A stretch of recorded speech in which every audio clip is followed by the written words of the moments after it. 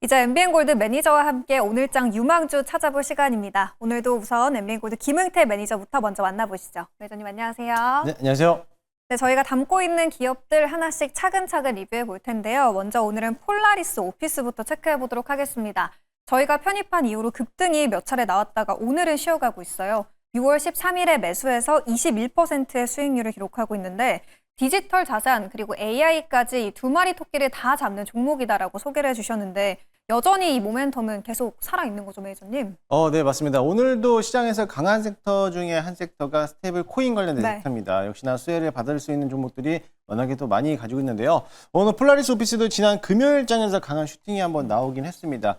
지난 금요일장에서 폴라리스 오피스가 글로벌 결제 플랫폼인 페이팔의 USD 기반의 스와프를 또 이제 개시한다라는 소식들 때문에 그와 관련된 토큰 증권을 가지고 있는 기업들이 굉장히 또 상승세로 이어지고 있는데요.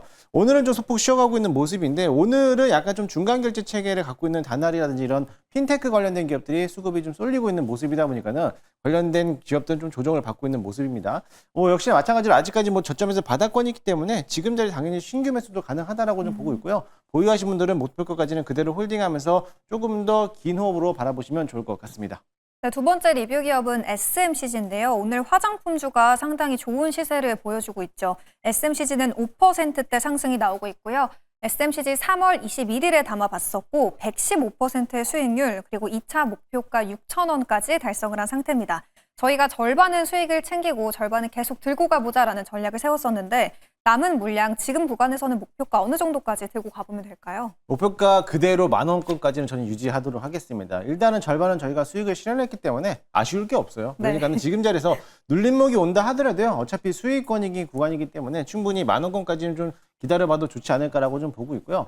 아무래도 이제 K뷰티 시장이 굉장히 또 커지고 있는 모습이고 워낙에 인기가 굉장히 또 핫한 섹터 중에 좀 하나라고 좀 보시면 될 것 같습니다. 거기에 따라서 이번에 2분기 실적에 대한 기대들도 남아있는 게 화장품, 뷰티 관련된 업종이기 때문에 충분히 이런 유리용기 제조하고 있는 기업 중에서 대표 선발주자라고 생각하시면 될 것 같아요. 상장하고 나서부터 연일 계속적으로 상승세를 이어졌기 때문에 보유해수 물량도 풀렸겠다. 더 이상의 뭐 악재도 없기 때문에 이번에 실적만 기대를 해보시고 실적이 만약에 조금 기대치만도 못 나온다라고 하면은 저희는 뭐 전량 다 입절해서 챙기면 되니까요. 부담 없는 자리에서 10,000원권까지는 조금 더 홀딩하자라는 말씀 드리도록 하겠습니다. 네, SMCG 여전히 다음 목표가 10,000원까지는 상방 열어둬도 된다라는 전략이었고요. 마지막 리뷰 기업은 지난 시간에 저희가 담아봤던 H&M 체크해보도록 하겠습니다. 최근에 전반적으로 상승이 이어졌다 보니까 오늘은 쉬어가고 있는데요. 지난 금요일장에서 편입했다 보니까 계속해서 안심하고 홀딩해봐도 되겠죠, 매니저님? 네, 맞습니다. 지난 금요일장에서 한 5% 정도 올라오는 모습을 보였습니다. 이 무거운 종목들이 최근 들어서 기관과 외국인들이 좀 담고 있는 모습이다 보니까는 좀 강한 흐름을 보이는데요. 오늘은 조금 더 쉬어가는 모습이지만 그래도 저는 여전히 지금 자리에서 신규 접근 가능하다라고 좀 보겠습니다. 아무래도 정책에 대한 수혜주의다 보니까는 올해 말이면은 아무래도 이런 해운주들에 대한 움직임들이 좀 조들하게 볼 수 있는데요. 아무래도 이번에 새 정부가 해수부를 또 이전한다라는 소식이 나오기 때문에 아마 올해 말까지는 천천히 물량을 모아간다 생각하시고 조금 더 본격적으로 좀 담아내시면 좋을 것 같아 보니까는 목표가까지는 홀딩하자라는 말씀 드리도록 하겠습니다. 네, 오늘 매니저님이 H&M의 후속주를 가져와 주셨다고 들었는데 오늘 가장 집중하고 있는 섹터는 저번 시간에 살펴봤던 해운주, 오늘도 주시하고 계신가요?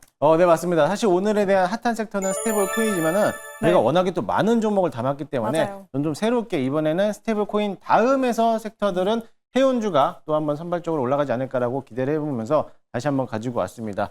마찬가지죠. 이번 12월까지 이제 해수부에 대한 이전을 완료하겠다라고 검토를 지시했기 때문에 이번에 아마 새 정부에서 강력하게 밀고 있는 섹터니까는 아마 충분히 진행하지 않을까라고 좀 보고 있습니다. 왜냐하면 부동산에 대한 집값을 잡기 위해서 어떻게 보면은 금리, 어떻게 보면 대출 규제를 대폭적으로 이제 중지를 시켰기 때문에 그만큼 또 정부에 대한 밀고 있는 속도가 굉장히 빠르다라고 좀 보면 될 것 같아요. 역시 마찬가지로 해수부에 대한 이전 소식들도 계속적으로 연이어 나와 있기 때문에 아무래도 올해 말까지 한번 이전하지 않을까라는 기대를 갖고 있고요. 마찬가지로 이제 국정위가 지난번에도 소개를 해드렸지만은 북극 항로 개척에 대한 사업에 대해서 국정과제로 선정했다라는 거에서 포커스를 맞춰놓으면 될 것 같습니다. 그만큼 정책에 대한 모멘텀이 남아있으니까는 그 정도로 살펴보시면 좋겠고요.